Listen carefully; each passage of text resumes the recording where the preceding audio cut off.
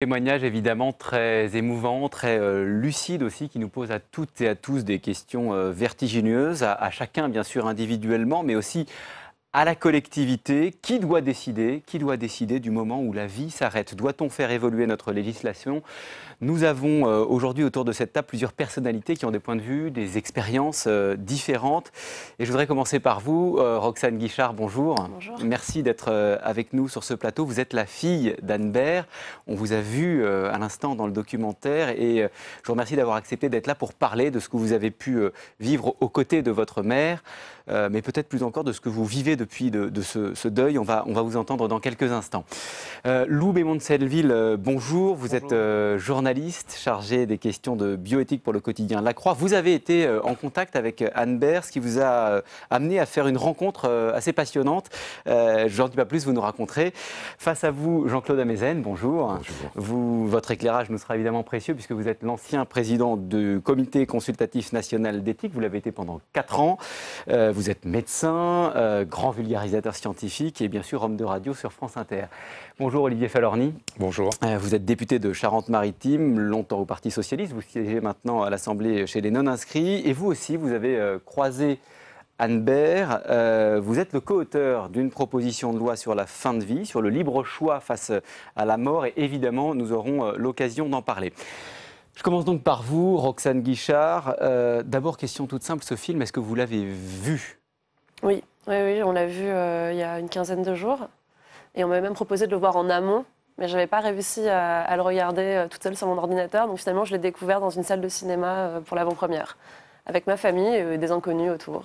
Et revoir ces images avec votre famille, réentendre ce témoignage, celui de votre mère, est-ce que ça vous aide à mieux comprendre aujourd'hui cette démarche? Oui. Je n'étais pas sûre de retirer ça du film, mais effectivement, il y a certaines choses. J'ai toujours compris sa démarche, mais ça m'a permis de mieux l'accepter et de mieux comprendre certains aspects, certaines attitudes qu'elle avait pu avoir vers la fin, quand la date de l'euthanasie se rapprochait. Parce qu'un an après, il y a encore des choses que vous n'acceptiez pas? En fait, comme tout le monde, c'est difficile d'accepter une mort tout court déjà, et les circonstances étaient quand même très particulières. Et ma mère a dû se mettre un peu en retrait de la vie, ce qui a été parfois un peu difficile à constater, à contempler, parce qu'elle a appris, elle l'explique dans le documentaire, à se retirer petit à petit en elle.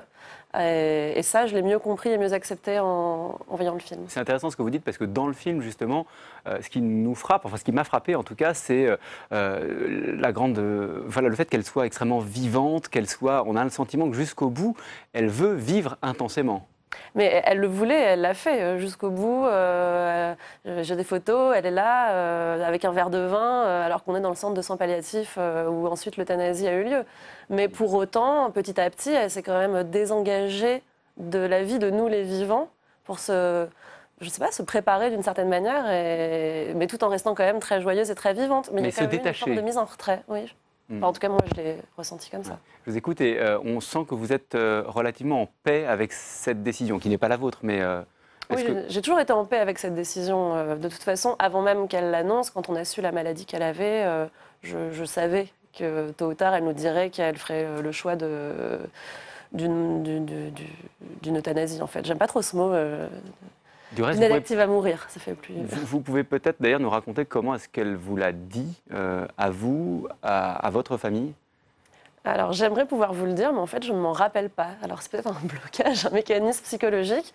Je sais qu'à un moment, assez tôt dans sa maladie, elle a expliqué que probablement elle n'irait pas jusqu'au bout. Et ensuite, plus la maladie s'est installée, plus c'est devenu évident. Et elle a dit, là, je suis décidée, je vais faire les démarches pour pouvoir aller en Belgique et bénéficier d'une euthanasie. Mais je ne me rappelle pas d'une discussion posée comme ça où elle l'ait annoncée, en tout cas. À aucun moment, vous n'avez tenté de la dissuader? Non, je trouvais que ce n'était pas ma place. C'est une décision que chacun doit prendre face à soi-même. Et j'étais de toute façon, la connaissant, assez d'accord avec le fait qu'elle n'irait pas au bout d'une maladie qui l'enfermerait dans son corps. À vos côtés, donc, Lou Bémont-de-Selleville, je le disais, vous avez été en contact avec Anne Bert comme journaliste à La Croix. Vous avez une opinion différente, mais on en parlera. D'abord, je voudrais que vous nous parliez d'un autre choix, celui d'un homme que vous avez rencontré précisément par l'intermédiaire d'Anne Bert, je crois. Absolument. En fait, j'ai été en contact avec Anne Bert comme journaliste, comme vous l'avez dit. Et en fait, Anne Baird avait dit dans une interview, je crois à Libération, qu'elle était elle-même en contact avec un autre malade qui était porteur de cette même maladie. La maladie de Charcot. Absolument, cette maladie de Charcot. Et elle avait dit, voilà, je suis en contact avec un jeune homme qui a une quarantaine d'années, qui est très croyant. Et donc j'avais écrit à Anne Baird et je lui avais demandé si il lui était possible de me donner ses coordonnées à ce jeune homme. Et donc j'ai été le rencontrer. Il s'appelle Guillaume Gallard. C'est un ancien beatmaker, un ancien DJ, si vous voulez, d'un groupe qui s'appelle la Funky Family, qui était un groupe de rap très connu des années 90 de Marseille. Et cet homme a 45 ans. Il a 2 petites filles qui ont toutes les deux 8 et 10 ans. Et il est porteur d'une maladie de Charcot depuis 3 ans, avec des handicaps très lourds. Il ne peut plus bouger les bras, il ne peut plus bouger les jambes. Il s'exprime par une synthèse vocale, c'est-à-dire qu'il a au-dessus de lui un écran sur lequel il pointe avec son regard. Donc il y a un alphabet en fait sur cet écran. Il pointe avec son regard les lettres une par une et une synthèse vocale, un peu une voix de GPS, énonce ce qu'il vient de dicter. Et lui a fait un autre choix. Oui, lui, il a fait un autre choix. Il a fait le choix de continuer et le choix de vivre le plus longtemps possible. Et ça a fait l'objet d'un dialogue avec Anne Baird. Alors, tous les deux se sont échangés, m'ont-ils dit, l'un et l'autre, une dizaine de messages. Je crois qu'il y avait, d'une part et d'autre, un très grand respect du choix de l'un et de l'autre. D'ailleurs, quand j'ai écrit à Guillaume il y a quelques jours pour lui dire que j'allais parler de lui ici sur ce plateau, il m'a redit des choses sur Anne Baird, la manière dont il avait été touché par sa démarche, même si lui, m'a-t-il dit, aurait aimé la convaincre de vivre plus longtemps, de dire qu'il y avait de la vie encore malgré la maladie. Mais voilà, en tout cas, je pense qu'entre tous les deux, il y avait un immense respect. Et comment est-ce qu'il explique, lui, ce choix qui est différent de celui d'Anne Baird parce qu'évidemment, encore une fois, je le disais en commençant, c'est vertigineux. Chacun, face à cette question, répond individuellement avec son histoire, son expérience, son itinéraire. Comment lui, quels sont les mots qu'il met sur ce choix? Alors lui, il dit, si on m'avait dit il y a 10 ans que j'allais être dans cet état, j'aurais refusé. Et puis, quand la maladie s'est annoncée, il décrit un immense cataclysme. Et puis, petit à petit, une mer qui s'apaise. Il parle vraiment avec ces mots. Et maintenant, il décrit un grand calme. Mais il dit qu'il y a un cap à passer, qu'il y a un cap qui est extrêmement difficile. Et encore une fois, personne ne peut juger les choix des uns et des autres. Enfin, ce n'est pas du tout l'objet. Mais en tout cas, maintenant, il est paisible. Il écrit un livre, paradoxalement, il écrit un livre de cuisine alors qu'il a perdu l'odorat et qu'il ne peut plus manger. Il est là avec ses 2 filles. Quand je suis allé le voir dans le sud de la France, ses 2 filles étaient là, l'entouraient, lui racontaient la journée au retour de l'école. Toutes les deux m'ont dit « Ah, papa va passer à la télé », et tout ça. Enfin, en tout cas, voilà, c'était vraiment une maison pleine de vie, alors que moi-même, quand je suis arrivé dans cette maison, j'ai évidemment été interpellé et frappé par la situation de cet homme. Jean-Claude Amezen, 2 expériences très différentes face à cette question. J'ai envie de vous poser la question qui est celle du médecin qu'on voit dans le documentaire et qui dit à Anne Baird tu me places devant mes limites, tu nous mets en limite de compétence. Est-ce que vous, comme médecin, face à ces choix, vous vous sentez en limite de compétence? Alors, je ne parlerai pas en tant que médecin, je parlerai à titre personnel, indépendamment de mes expériences. Je crois que ce que montre d'une très belle manière, avec beaucoup de respect, avec beaucoup d'intensité, avec beaucoup de pudeur, ce film et ce qu'on vient d'entendre, c'est le respect qu'il faut apporter à une personne qui est confrontée non pas aux limites de nos capacités d'intervention, mais je veux dire à une demande d'écoute. Et je crois que ce que dit Anne Baird, elle le dit, il n'y a pas de mode d'emploi, c'est-à-dire le problème n'est pas tant d'imposer à une personne en fin de vie la conduite qu'elle devrait avoir, aller jusqu'au bout, ou au contraire interrompre avant la fin.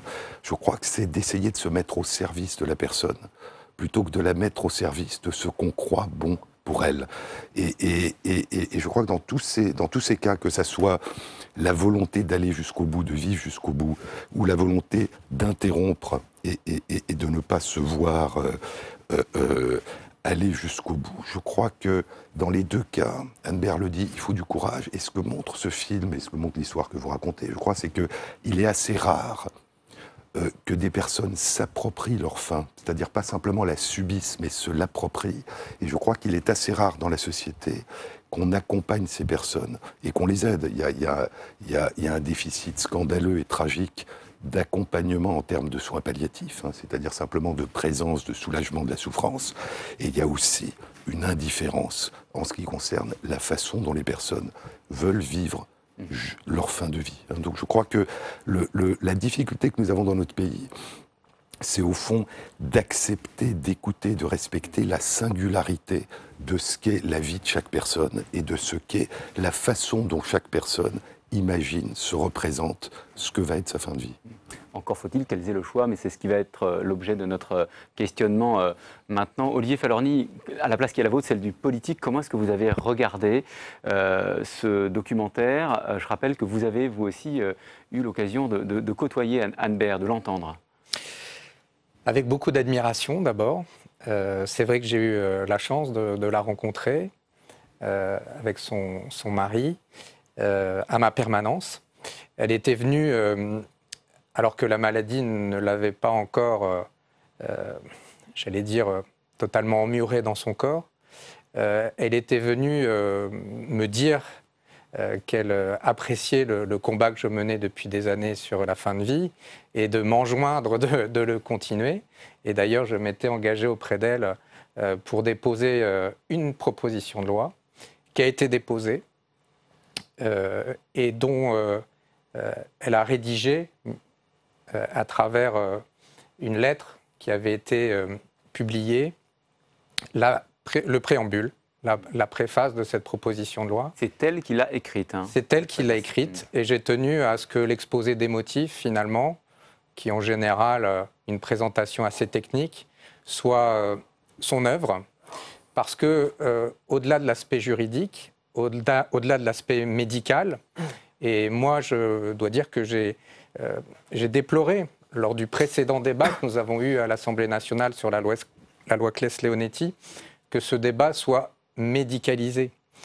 Vous disiez que vous exprimiez en tant que citoyen d'abord plus qu'en tant que médecin dans ce débat, et je trouve que c'est judicieux parce que j'ai vécu à l'Assemblée nationale, lorsque nous avons abordé ce texte, un débat qui a été monopolisé sur des questions médicales, alors que c'est un débat citoyen, éminemment respectable, où toutes les opinions doivent être écoutées. Et je trouve que à travers le témoignage d'Anne-Bert, qui est formidable, d'une immense élégance, et je trouve d'une grande force. Alors Roxane disait, petit à petit, elle s'est désengagée du monde des vivants, et je pense que pour sa famille, ça a dû être difficile. Mais je trouve que par ailleurs, c'est un immense courage, parce qu'elle s'est engagée pour les vivants, dans un acte d'abnégation inouïe, puisqu'elle s'est battue, lors des derniers jours, lors des derniers mois de son existence, pour un droit dont elle savait qu'elle ne pourrait pas elle-même bénéficier dans son propre pays. Et je trouve que c'est absolument admirable d'avoir mené ce combat, d'avoir accepté, parce que j'imagine que ce n'était pas forcément son naturel, d'accepter une caméra dans son intimité. Et je trouve que c'est une formidable abnégation. Et elle a largement contribué, je pense, de façon très importante pour ce combat, pour le droit de mourir dans la dignité. Alors en tout cas, cette loi, elle n'a pas changé et on va voir pourquoi on va en discuter. Peut-être avant de poursuivre, je vous propose de réentendre Anne-Bert lorsqu'elle exprime l'une des raisons, peut-être la raison principale d'ailleurs, qui la pousse à demander l'euthanasie. Je n'arrive toujours pas à comprendre pourquoi je dois passer par cette case agonie. En fait, c'est de ça que je ne veux pas. Je ne veux pas de l'agonie. Je veux passer de l'état de vivante à celui de morte. Mais je ne veux pas être une mourante. Roxane Guichard, c'est une conversation que vous avez eue souvent avec votre mère où c'est simplement à un certain moment qu'elle exprimait cette peur de l'agonie. Non, parce que elle, sa peur de l'agonie était vraiment son rejet de la dépendance. Elle ne voulait pas être dépendante. Mais c'était une femme très indépendante qui ne supportait pas d'être assistée en quoi que ce soit et qui le revendiquait. Et elle avait toujours de toute façon dit que si un jour elle avait un AVC ou quelque chose d'autre, elle voulait vraiment qu'on mette tout de suite un terme à sa vie. Elle a toujours eu très très peur de ne plus être en capacité de décider pour elle-même. Donc non, et c'est pas qu'elle avait peur d'avoir mal ou de souffrir, etc. C'était qu'elle ne voulait pas être en incapacité en fait. Je suis frappé parce que cette semaine, pas plus tard qu'aujourd'hui, dans Paris Match, Françoise Hardy dit quasiment la même chose que votre maman à propos d'un cancer qui est en rémission, mais dit-elle, si jamais cela devait se produire, je demanderais à mon médecin d'intervenir, car je ne veux pas passer par cette case agonie. Je crois que ce sont à peu près ces mots, Jean-Claude Amezen, cette peur de la souffrance, cette peur de l'agonie. Pardon de poser la question comme ça, mais c'est nouveau à l'échelle de l'histoire. Non, c'est pas nouveau à l'échelle de l'histoire. Je veux dire, alors pourquoi ce débat est-il aussi prégnant aujourd'hui ? Le rapport entre l'humanité et la fin et la mort est aussi ancien que l'histoire de l'humanité. Ce que je voulais vous demander, c'est est-ce que c'est une question spécifiquement contemporaine ? Comment est-ce que vous expliquez que dans notre époque d'aujourd'hui, chacun individuellement se pose peut-être plus qu'avant cette question-là ? Alors je ne sais pas, parce qu'on a une vue du passé qui est assez fantasmatique. Hein. On parle de la bonne mort. Vous savez, la question du suicide est une question fondamentale dans la philosophie grecque et dans la philosophie romaine. C'est une pratique fondamentale. Donc le fait, pour des raisons d'ailleurs à l'époque, qui n'avaient rien à voir avec le fait de savoir qu'on avait une maladie qui allait vous emporter. C'était pour des questions d'honneur, c'était des personnes qui décidaient de ne pas vivre dans telle ou telle condition. Donc c'est une question ancestrale. Là, on est dans un cas beaucoup plus précis, beaucoup plus particulier, à une époque où la médecine a fait des progrès extraordinaires. Notamment dans le combat contre la souffrance. Alors malheureusement, c'est un combat qu'elle ne mène pas comme elle devrait le faire et avec l'intensité où elle devrait le faire, mais sauver la vie. Et donc la question de la fin est devenue une question moderne et en lien avec la médecine. C'est-à-dire, au fond, que peut-on faire lorsque la médecine ne peut rien pour nous, sauf soulager les souffrances ? Et donc, il y a une espèce de réappropriation. C'est-à-dire que il y a eu une époque où on se confiait à la médecine dans l'idée que la médecine allait toujours vous sauver. Et puis, il y a eu la réalisation qu'il y a un moment, on a commencé à parler d'acharnement thérapeutique, c'est-à-dire essayer de faire vivre des personnes, je dirais, jusqu'au bout, alors qu'il n'y a pas d'espoir de guérir, a commencé à être considéré comme une maltraitance. Et donc, il y a eu cette réflexion sur les limites de la médecine. Les limites, non pas de la représentation du médecin, voilà, mais les limites de ce que la médecine peut et devrait faire. Et donc, d'une certaine façon, la médecine a commencé à se retirer lorsqu'elle ne pouvait pas guérir, mais qu'elle pouvait accompagner. Elle a du mal à accompagner sans pouvoir guérir. Et donc, la question de savoir comment on vit la fin de sa vie est devenue une question, je dirais, qui a dépassé ce que vous évoquiez, qui a dépassé le champ de la médecine. C'est-à-dire, comment se comporte-t-on lorsque la médecine peut nous apporter un réconfort, mais ne peut pas nous permettre de vivre plus longtemps ?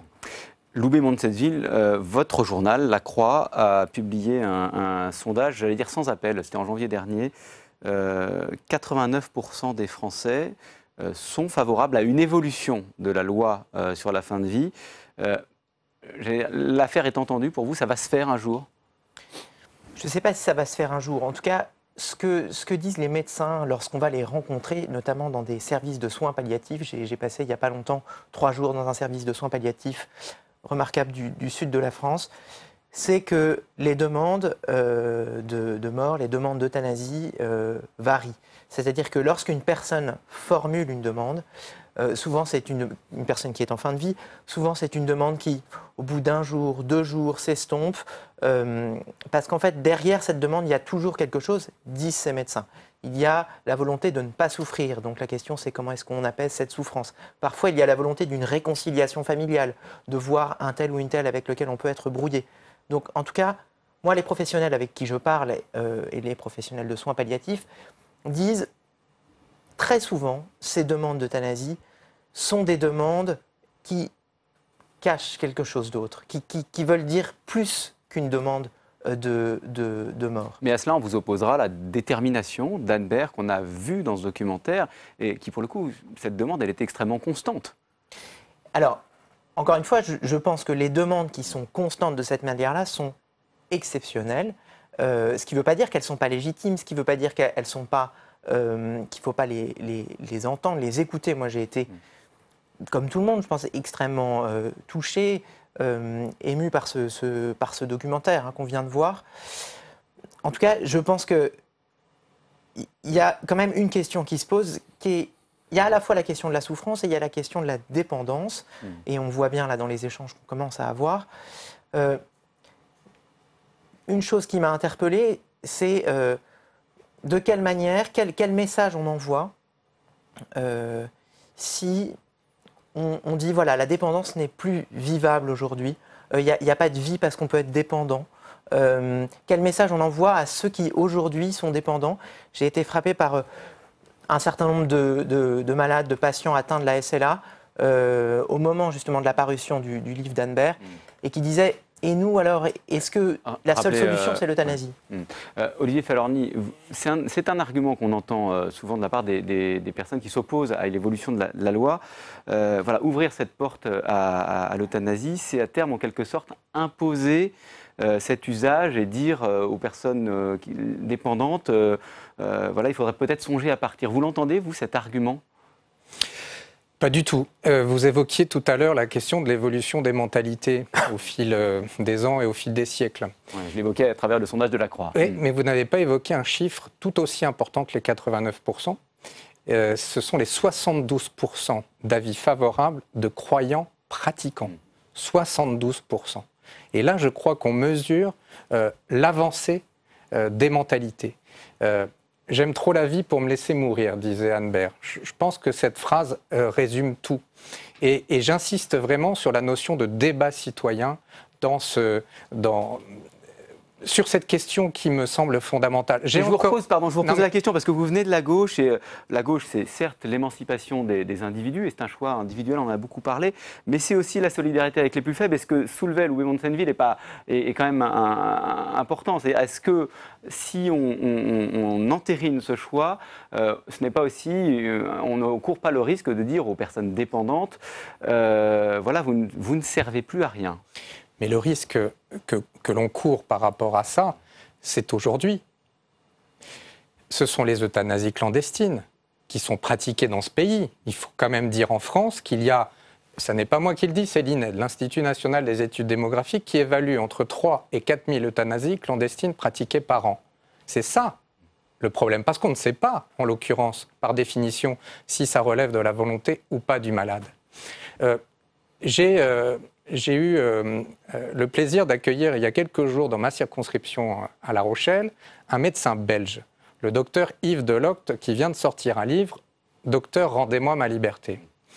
Et là, je suis en désaccord avec vous sur le fait que vous dites ce sont des cas exceptionnels. Anne-Bert est un cas exceptionnel et peu demandent de mourir. J'ai encore en souvenir la réponse de Madame Delaunay, qui était à l'époque secrétaire d'État aux personnes âgées, et qui, dans l'hémicycle, m'avait répondu, je vais vous répondre non pas en tant que ministre, mais en tant que médecin. En 40 ans d'oncologie, on ne m'a jamais demandé de mourir. Et c'est pour ça que je dis aujourd'hui que ce médecin belge, Yves Delocte, malheureusement, nous dit que tous les jours, il a des appels venus de la France pour lui demander d'entrer dans le cadre du processus d'euthanasie. Combien? Et je voudrais...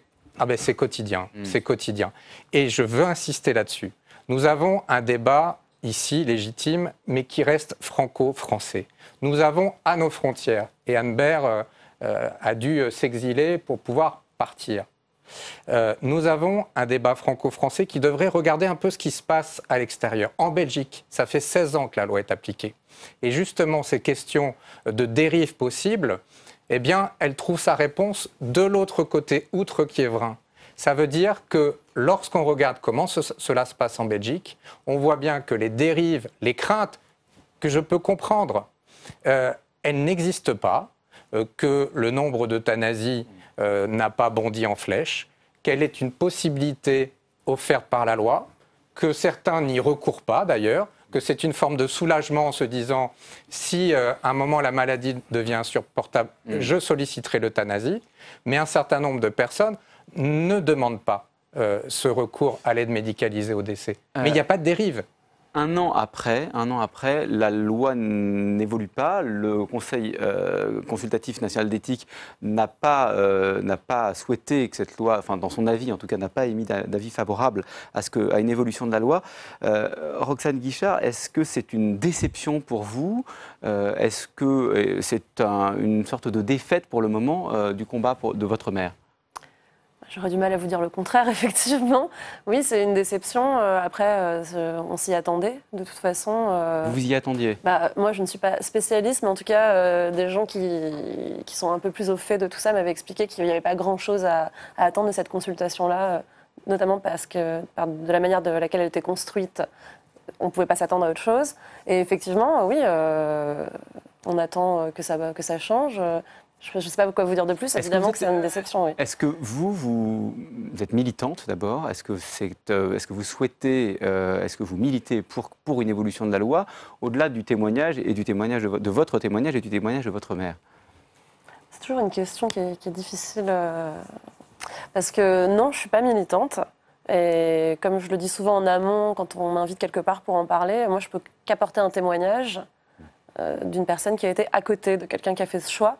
Mais et j'essaye de répondre présente et de témoigner en hommage à ma mère. Mais je ne suis pas militante. Après, personnellement, individuellement, j'aimerais que l'euthanasie soit possible en France pour qu'il y ait le choix. Et effectivement, il y a peu de gens qui se saisissent de ce choix.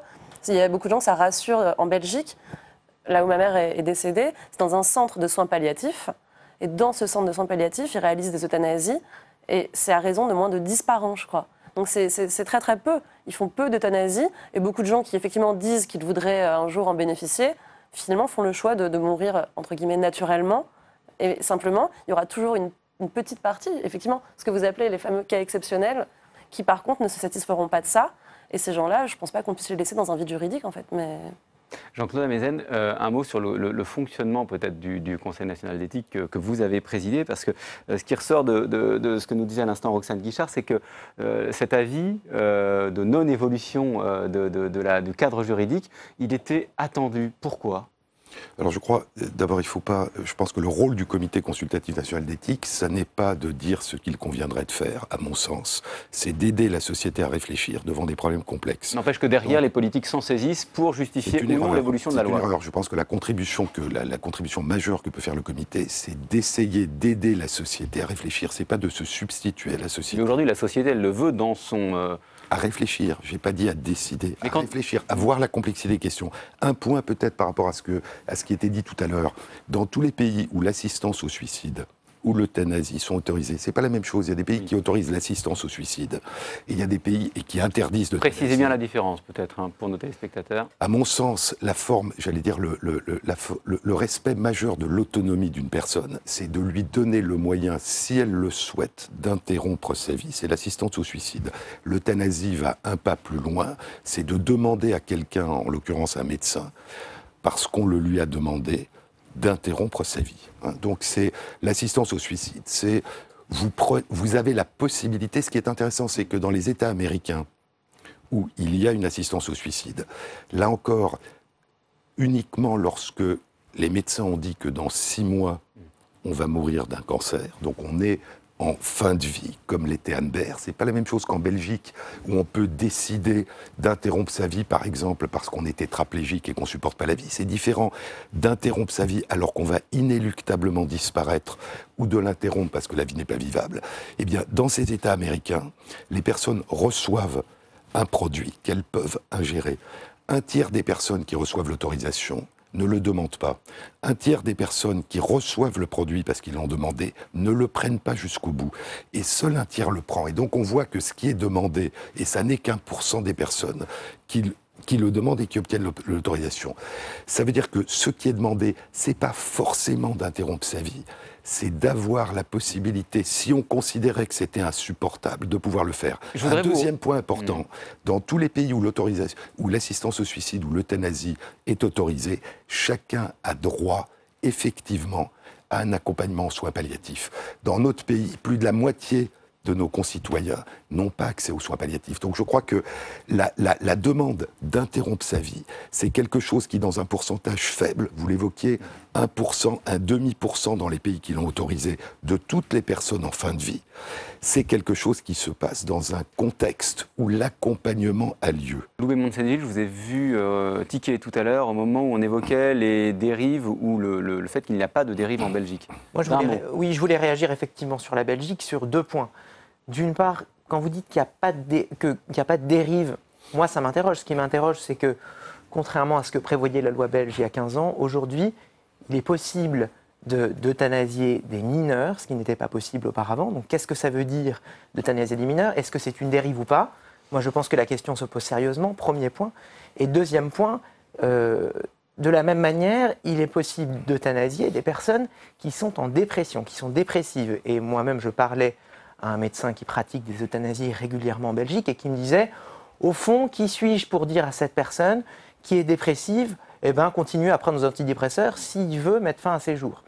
Moi, honnêtement, cette question m'interroge. Cet élargissement m'interroge. Ça, c'est le premier point.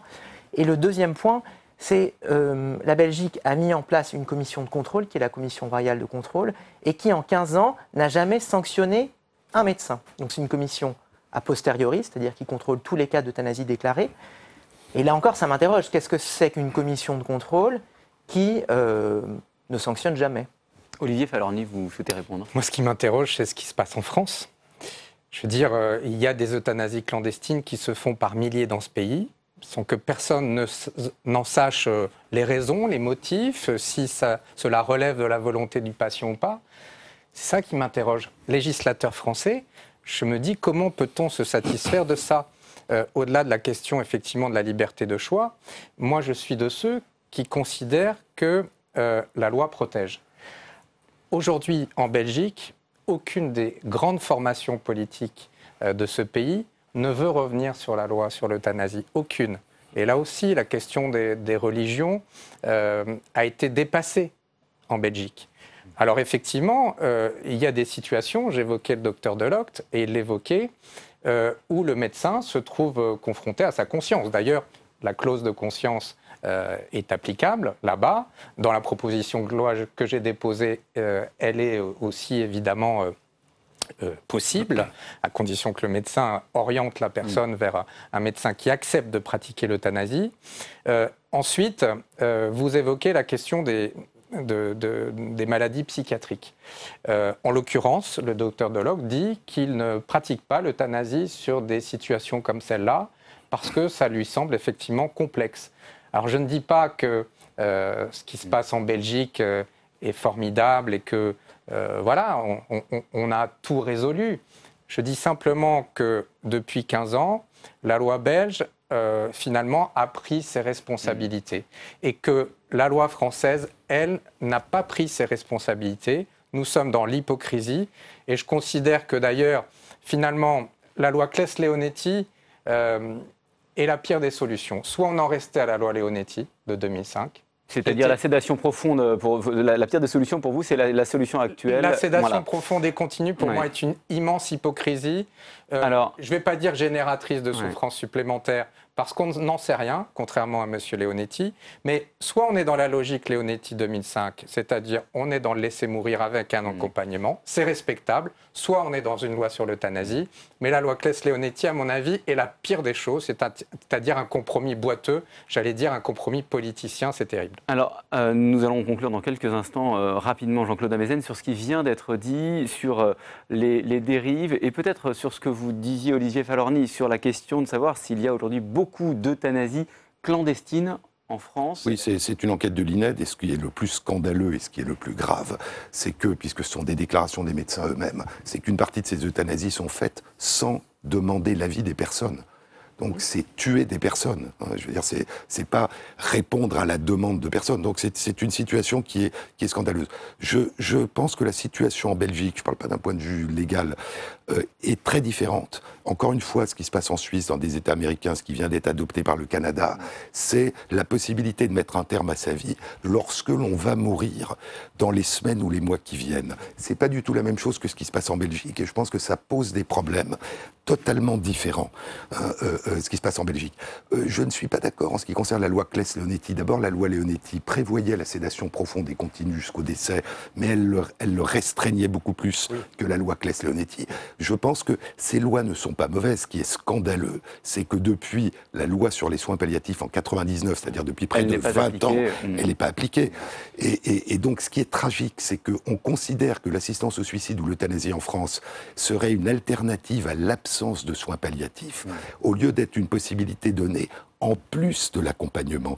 Et donc je crois que la loi Claes-Leonetti, qui permet l'accompagnement, qui permet la sédation jusqu'au décès pour ceux qui le souhaitent, est une bonne loi à condition qu'elle soit appliquée, parce que des lois non appliquées sont des mauvaises lois, puisqu'elles ne donnent pas le droit qu'elles proclament. Mais la question, c'est est-ce qu'on peut aller plus loin dans l'écoute et dans l'acceptation de ce qu'est le choix ultime d'une personne en fin de vie. Si cette personne ne veut pas aller jusqu'au bout, je dirais, de sa mort, on ne peut même pas dire naturelle aujourd'hui avec l'accompagnement médical, mais disons jusqu'au stade ultime. Et je pense que c'est une façon d'écouter et de respecter la personne. Et je pense que la leçon d'Anne-Bert, c'est pas tant son histoire personnelle qu'elle ait choisi l'euthanasie, c'est l'histoire remarquable, très, très émouvante, d'une personne qui s'est appropriée sa fin de vie. Pour conclure, j'aimerais vous entendre, Roxane Guichard, parce que nous avons des débats. Vous êtes, comme vous le dites, vous témoignez, mais vous y participez aussi à ces débats. Est-ce que vous y participez de manière dépassionnée aujourd'hui, 1 an après? Oui, mais déjà à l'époque, je pense que j'aurais toujours pu participer à des débats de façon dépassionnée.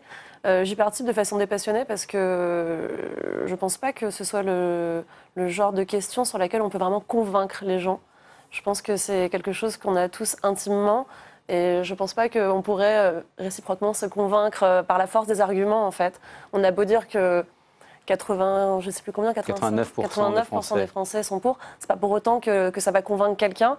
Donc moi, je suis là pour témoigner de ce que ça a pu être pour nous. Et je ne peux pas faire plus. Et je pense que c'est vraiment aux gens. Par contre, je pense que la seule chose qu'on pourrait devoir à ma mère, si on tentait qu'on ait dû lui devoir quelque chose, c'est de réfléchir à sa propre fin. Que chacun le fasse individuellement et que chacun voit la conclusion qu'il en tire. Merci beaucoup, merci de votre présence, merci à tous les 4 d'avoir été là. Je rappelle le titre du livre d'Anne-Bert, Le tout dernier été, qui est paru au Livre de Poche. Olivier Falorni, vous évoquiez le médecin belge Yves Deloche, Docteur, rendez-moi ma liberté. C'est le titre de ce livre que je crois vous préfacez chez Michel Lafon. Autre point de vue, La Croix a publié au printemps un hors-série bioéthique, le grand débat. Alors ça va au-delà de cette seule question de l'euthanasie. Je renvoie aussi bien sûr au site du CCNE, ccne-éthique.fr. Et puis vous me permettrez, Jean-Claude Amezen, de rappeler votre dernière publication sur les épaules de Darwin. C'est le tome 3 où il est question non pas de la fin mais de nos origines, je crois, nos origines de l'homme. C'est toujours aussi passionnant. Merci à tous les 4. Public Sénat, avec le soutien de l'Institut national de l'audiovisuel, vous a présenté Un monde en doc.